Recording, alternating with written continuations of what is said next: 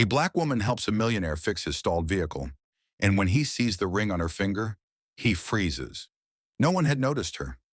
No one even remembered her name. But on that blistering afternoon, with the sun blazing down on the deserted road, she became the only lifeline for a man who seemed untouchable. A luxury vehicle stalled on an isolated highway, smoke rising from under the hood, a high-powered businessman used to having the world bow to his commands, now reduced to helplessness, not even sure how to ask for assistance. Nathaniel Cross slammed the steering wheel of his Aston Martin in frustration as he glanced at his diamond-studded wristwatch. 11:43. In exactly 17 minutes, he was scheduled to present a project that could redefine the future of his corporation to some of the nation's top investors. Sweat was already drenching his silk dress shirt as he opened the hood, only to be met with a burst of steam that made him instinctively step back. "Unbelievable," he muttered, loosening his tie. His designer suit, worth thousands, had never been near engine grease, and his mechanical skills were non-existent. The absurdity of the moment wasn't lost on him. The man who ran an empire completely powerless in front of a maze of metal and wires, he didn't understand. Then came the sound of an old engine approaching. A weathered pickup truck pulled over a few feet away. Nathaniel watched uncertain as a woman stepped out. She wore faded jeans stained with oil, a checkered shirt with sleeves rolled to her elbows, and her tightly coiled hair was tied up in a practical knot. Her skin gleamed under the harsh sunlight. "Need a hand?" she asked, walking confidently toward him, her calm demeanor sharply contrasting with his state of panic. "I've got a critical meeting in 15 minutes, he snapped, not hiding his annoyance. "My assistant was supposed to send someone, but this god-forsaken place has no signal." The woman seemed unaffected by his status or temper. Without requesting permission, she leaned over the engine, treating the expensive machine like any other. "It's the cooling system," she declared with startling certainty. "I can patch it enough to get you into the city. It won't hold for long, but you'll get a few hours." Nathaniel looked at her with open skepticism, his eyes scanning her in thinly veiled doubt. "You sure about that?" "I'm a mechanic," she said flatly, her eyes locking with his. "My garage is 10 miles from here." Without waiting for a response, she went back to her truck to retrieve her tools. Every move she made was purposeful, efficient. She began working on the engine with the steady precision of a surgeon. Her hands, though small, moved with practiced strength. "5 more minutes and you'd have wrecked the entire system," she murmured, still focused, adjusting something Nathaniel couldn't even name.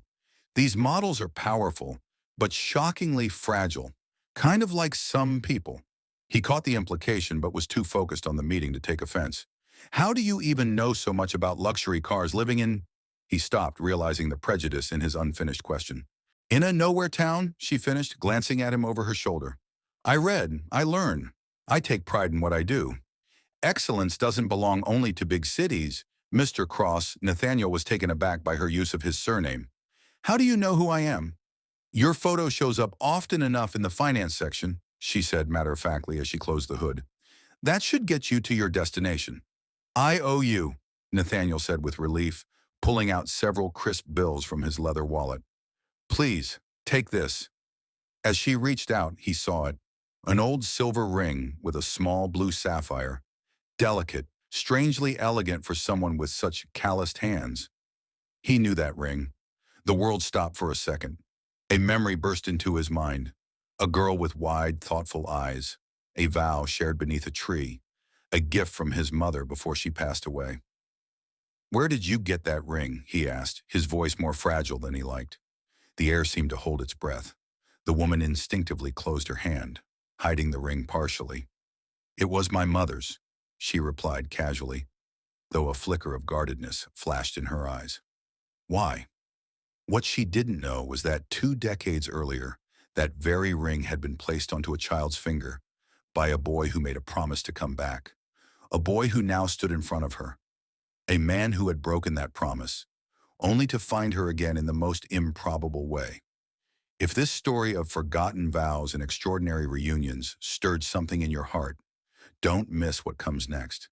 A single ring will ignite a chain of events that will rewrite the destiny of 2 people fate has tried to reunite.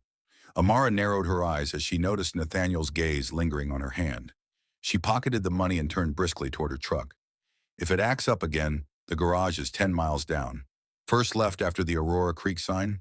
Nathaniel hesitated, caught between his vital meeting and this unsettling revelation. That ring, he started, but she had already climbed into her truck. Your meeting, Mr. Cross, Amara reminded him coolly. Don't keep the investors waiting. As the luxury car disappeared into the horizon, Amara stood still. He didn't recognize me, she whispered, brushing her thumb over the ring, a habit formed over 20 years. He never really saw me. Back at her garage, Amara threw herself into fixing a dismantled engine, channeling her turmoil into the task. You'll ruin that carburetor, observed Elijah, her uncle, approaching gently. Tall, with silver streaks in his hair, he was the only one who knew her full story. He came back, she said, with a broken car, like fate playing a joke. Elijah froze. Nathaniel Cross? The boy who swore he'd return?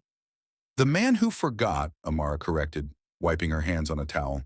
He saw the ring, but not the girl who wore it all this time. That night, Amara opened a wooden box hidden under her bed. Inside were newspaper clippings following Nathaniel Cross's rise, articles on tech breakthroughs, philanthropic ventures, and his engagement to Camilla Langford, heiress to a fashion empire. By tomorrow, he won't even remember the ring, she whispered to the empty room. But Amara was wrong. The next morning, a modest sedan rolled up outside the garage. Nathaniel stepped out, not in a tailored suit this time, but dressed plainly, almost trying to blend in. We're not open yet, Amara called out, keeping her distance. I'm not here for repairs, he said quietly, holding something in his hand. Resting in his palm was a small wooden brooch, a bird with wings spread wide. Amara's heart stopped. The brooch, her first carving, a parting gift she gave him long ago. Open Heart Orphanage. West Wing, he said gently. You were the girl who taught me to carve, when no one else believed I could. And you promised you'd come back, Amara said, the words escaping before she could stop them. I tried, Julian said, his voice darkened by something unspoken. For years, but my father had other plans. From the back of the garage, an older man stepped out, wiping grease from his hands with a rag, his eyes narrowing as he examined Julian with quiet skepticism. So the golden boy returns, he murmured, after 2 decades. Julian met his eyes and didn't look away. I don't blame you for not trusting me, he said, but I came here to ask for a chance, to explain. Gabriel took me in after I left the orphanage, Liana said, her voice firm. Taught me everything I know, gave me a roof when no one else would. That was something I promised to do myself, Julian replied, his regret evident. Why now? She asked sharply. Julian exhaled deeply. In 3 weeks, I'll announce my engagement to a woman I don't love, step into a position at a company I secretly despise, and complete my transformation into the man my father always demanded I become. He paused, the weight of it thick in the air. And then, I saw you. Or rather, I saw the ring, and something broke through. His phone vibrated with urgency. On the screen, Isabel. 6th call. She's persistent, Liana said, bitterness lacing her voice. My warden, Julian muttered, declining the call. This marriage is a merger dressed up as a love story. And what do you want from me? Liana asked, folding her arms. Redemption for leaving me behind? Answers, he said simply, and maybe a chance to fix the worst mistake I ever made. What Julian didn't say was that the night after their encounter, he had launched a deep investigation into Liana Carver, her childhood in the orphanage, and the suspicious erasure of documents tied to her family's land. What Liana kept to herself was the dusty folder hidden in her workshop. Documents stamped with Cross Enterprises' emblem, signed by Julian's father, detailing the fraudulent acquisition of the Carver estate. The same land where the new headquarters that would carry Julian's legacy was now being erected. As their eyes locked, neither yet realized that their connection was more than memory. It was a web of betrayal, a hidden scheme that had crushed one family to elevate another. And in 3 weeks, at what was supposed to be a celebration of triumph, Liana would shatter the illusion. 3 days passed after their unexpected reunion. Julian canceled his meetings, delegated tasks, and dove headfirst into old archives. Something about his father's version of events didn't sit right, especially the purchase of the property where the new Cross Global campus was being built. Back at the family estate, in his father's private office, he uncovered a sealed file marked Project Haven, the same name as the small town where Liana still lived. Using a key he had secretly duplicated years earlier, Julian unlocked it and felt the blood drain from his face. Contracts, hidden court settlements, and one chilling document, a falsified death certificate bearing Liana's mother's name. He faked her death, Julian whispered, just to steal that land. Meanwhile, in Gabriel's garage, Liana had made her decision. She approached the older man with trembling hands, holding the file. "I'm going to confront him," she said. "These documents are real. His signature is on everyone." "It's dangerous," Gabriel warned. "The Cross family already destroyed your past once. They won't hesitate to do it again." Liana ran her fingers along the sapphire ring. "I've got nothing left to lose." That evening, Julian was driving toward the shop when a message lit up his phone. Town Square. 20 minutes. Come alone. When Julian arrived at the plaza in Haven, the streets were quiet. Liana sat alone beneath a broad tree, eerily similar to the one where they had first met as children. "For 20 years, I thought my mother had left me behind," Liana said as soon as he approached. "I thought I lost everything in one moment." "Liana, there's something you need to know," Julian cut in, urgency in his voice. "My father faked her death," she finished, holding out a set of old documents, "and threatened to kill her if she tried to get me back. All for the land.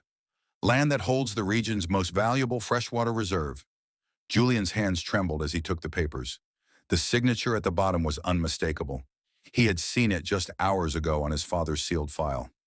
"Where did these come from?" he asked. "My mother gave them to Gabriel before she vanished," Liana answered. "He waited until I was old enough to understand." She then produced a faded photo. "This is Amelia Carver, my mother. She didn't abandon me. She was forced to disappear." In the background of the picture was the lush valley that had since been flattened, now home to the towering Cross complex. "Tomorrow, during the ribbon cutting," Liana said firmly, "I'm going to expose everything." Julian stared, stunned. "There'll be media, investors, politicians?" "Exactly," she nodded. "The perfect audience to reveal the truth. The Cross Empire was built on lies, blackmail, and stolen lives." Julian's phone rang again. His father. Fifth call. He ignored it. "There's more," she added quietly. "I have reason to believe my mother is still alive." The words struck Julian like thunder. "Where? How?" "8 years ago," Liana said. "I got a letter. No return address, but the handwriting was hers. Gabriel traced it to a mental health facility in New Hope." Julian inhaled sharply. "Don't wait until tomorrow," he said, eyes locked on hers. "Come with me now. To the event. My father moved the ceremony up to tonight. He's paranoid about leaks. Only a few insiders know." In the limousine, Julian laid out his plan.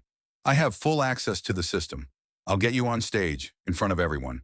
What he didn't reveal was that he had uncovered the true location of Amelia Carver.